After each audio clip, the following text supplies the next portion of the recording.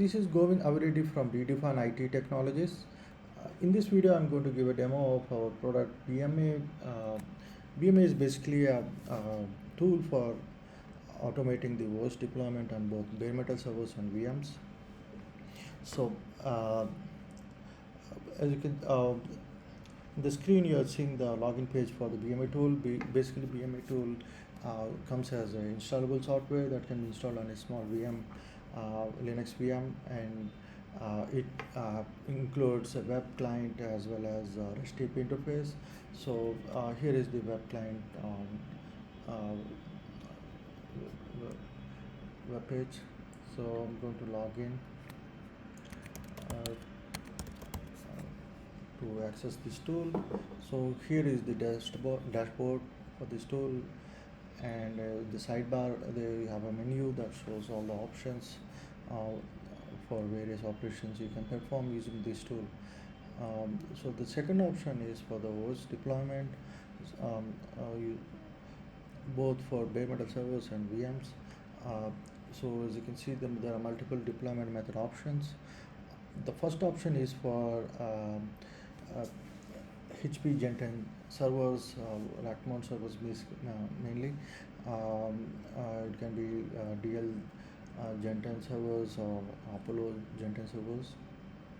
The second option is for Dell PowerEdge servers, Gen 14 plus. So basically, for these two options, the tool uses Redfish for communicating with the server BMC. And the third option is here is for deploying OS on servers managed by OneView. Basically, the tool this option makes this tool talk to OneView for accessing the server and provisioning the server. And the fourth option is Dell OpenManage, similarly for Dell OpenManage managed servers. And the fifth option is virtual machine. This is for deploying the VMs. This is different compared to the way the tool works for the bare metal servers. For bare metal servers, it basically uses bootable ISO images for OS media to install the OS over the network. But for the virtual machines, basically talks to the underlying virtualization tools to create VMs using templates. So today we have VMware support for creating the VMs. And the last option is for bulk deployment, where you want to deploy large number of servers using a predefined input file. You can just feed that, generate a file with right inputs and input to this tool, and it can just fire the job for you.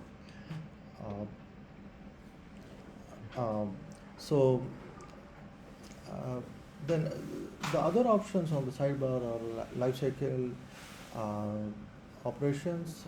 It is still under development, but the idea is to support day 2 operations on the servers, bare metal servers or virtual machines.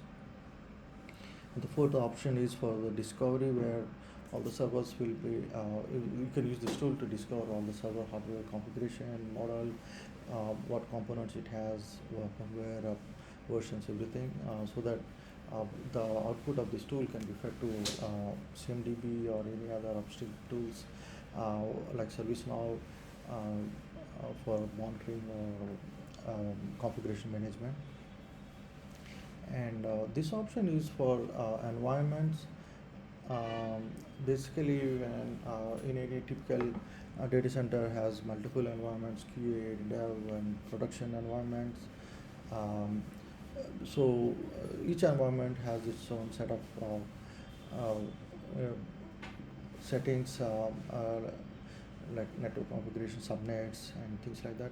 So you can feed that information to this tool, so that at the time of deployment or lifecycle operations, you don't need to feed in all the common settings. uh, you can add as many environments as you need. uh, and this option is image store. This is basically like for bare metal servers. We want to install those using a bootable ISO media for each operating system. Today we support VMware and Linux, and Windows server support is coming soon. Uh, so this option is resource managers. Basically, the resource managers is basically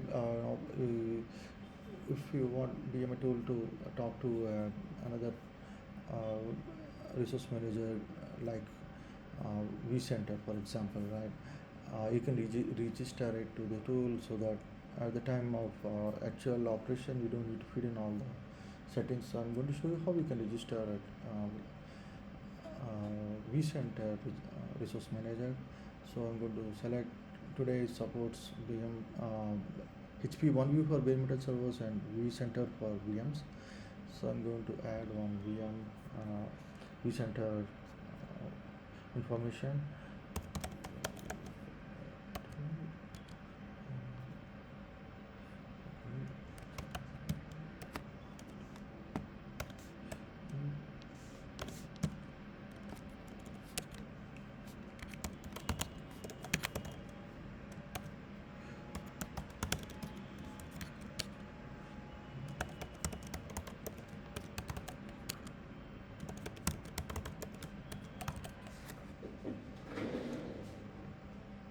So I just added one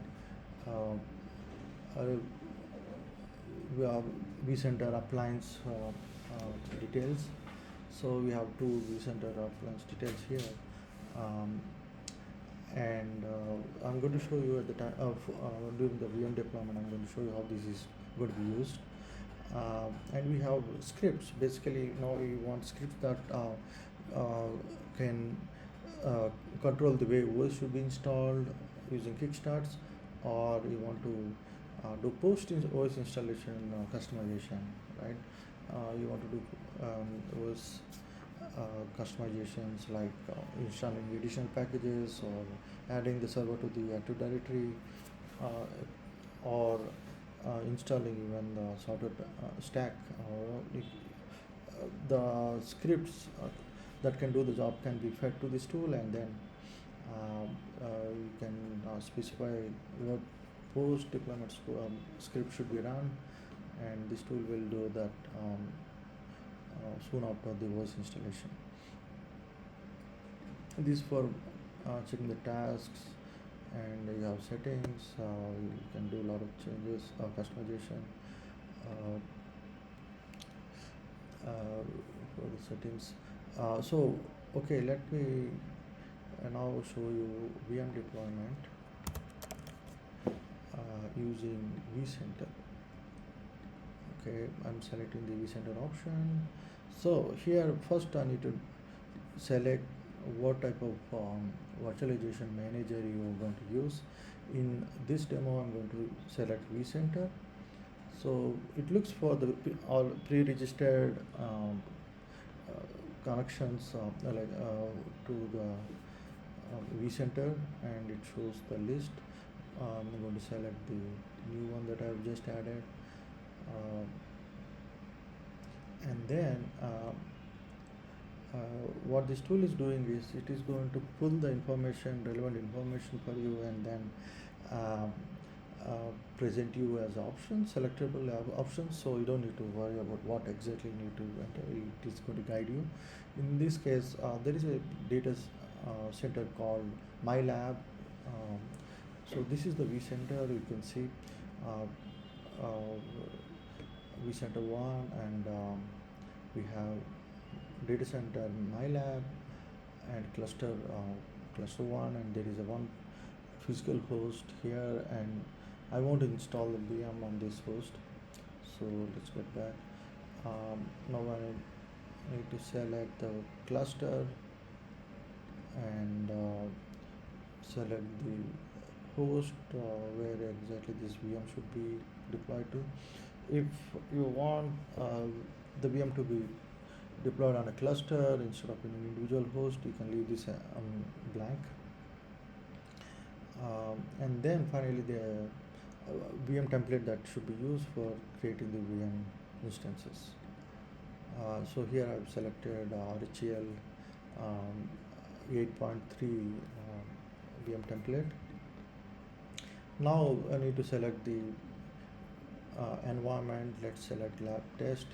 So what it is doing is it's just pre-populating all the fields with based on the information that is already fed to this tool. So you don't need to enter the common settings like subnet mask or gateway, DNS and all that. And you can see there are multiple options for host IP assignment. You can choose DHCP where the entire configuration is done, network configuration is done using DHCP. Or static where you need to assign specify IP address for each host that you are going to install, and static range where you want to install large number of servers but you don't want to give IP address individually but as a range, then you can do it. And the last option is for address pool. It's not implemented yet, but the idea is to have an integration with IPAM tool to get the IP address for each host that you're going to install. Going back to the static range, which is what I'm going to use for this demo. So I need to give a range of IP addresses. So for deploying 4 VMs, I need a range that is sufficient. So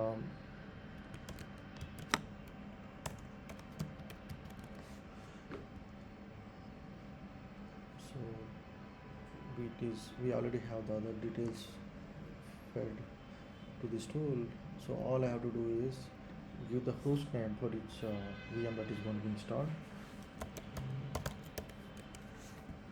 So I need to add 4 hosts.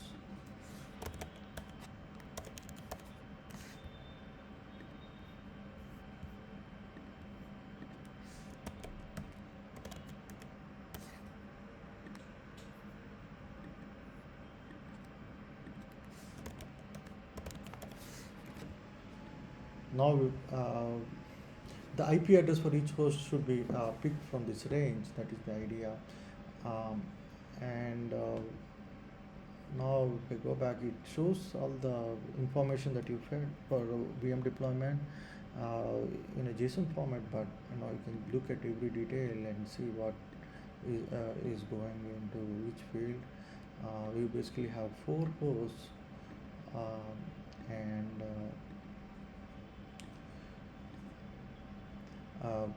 the IP address method should be static range, and you can see the range of IP addresses, and the deployment mode is VM, and we have all the details about vCenter, what is the appliance alias and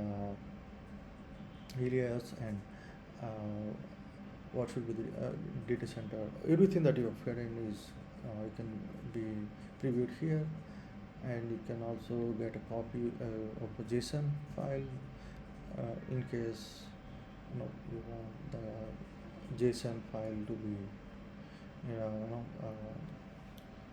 used for later.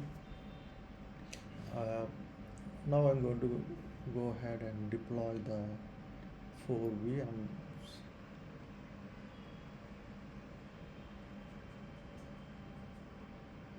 So let's go ahead and check what is happening. You already have 4 VMs created here. It's going to take some time to finish the deployment. Let's see what's going on in the management tasks. So the deployment is in progress, as you can see from vCenter. So in this demo, I'm not showing the voice customization part because the template that I'm using doesn't take voice customization inputs.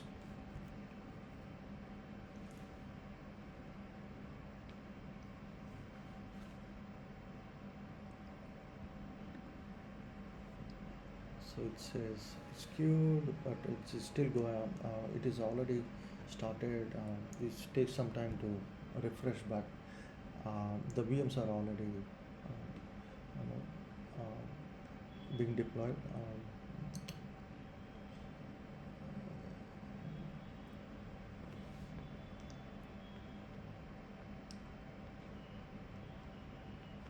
So as you can see, all the VMs are um, created under the cluster 1, and if you go to the physical host and see what VMs it has, um, so you should see those VMs under this host.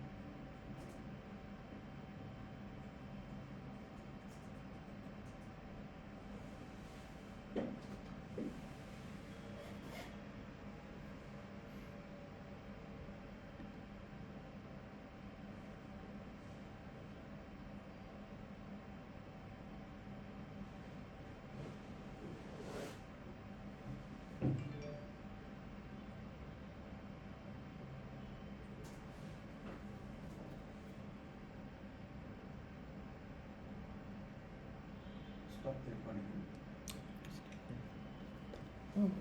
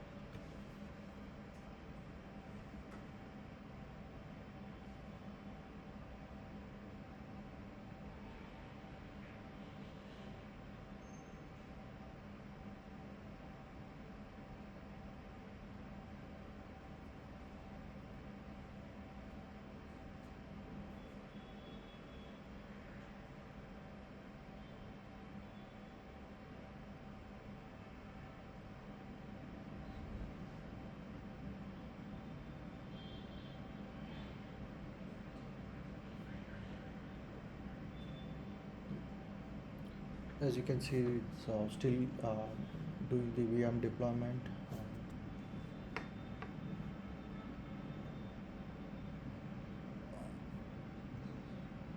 I have hard drives for the data store.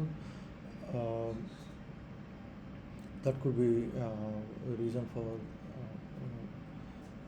this long time for copying the images, but in a typical environment, this should be pretty fast, I believe, with SAN storage or SSD based storage. Uh, this should not take this long. Right?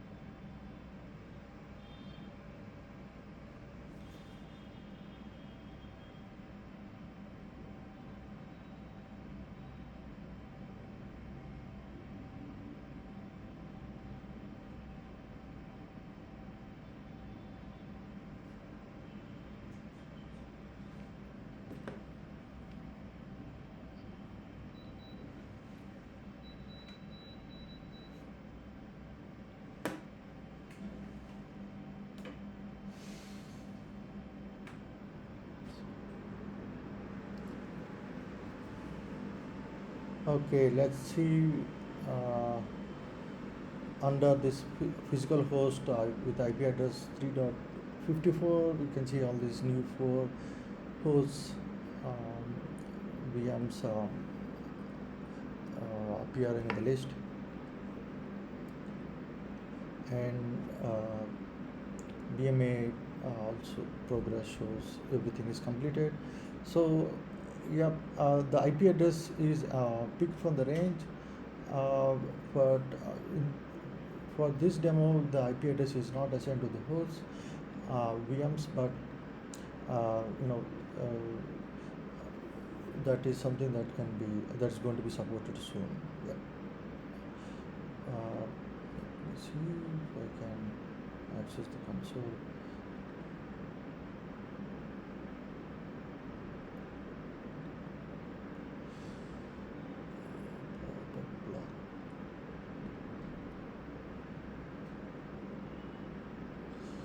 So this is the installed VM, what you can see from the console.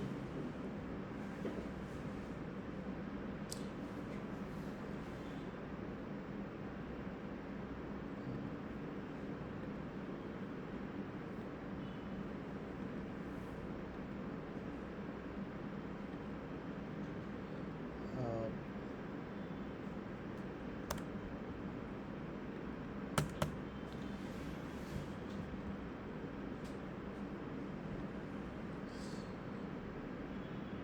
okay.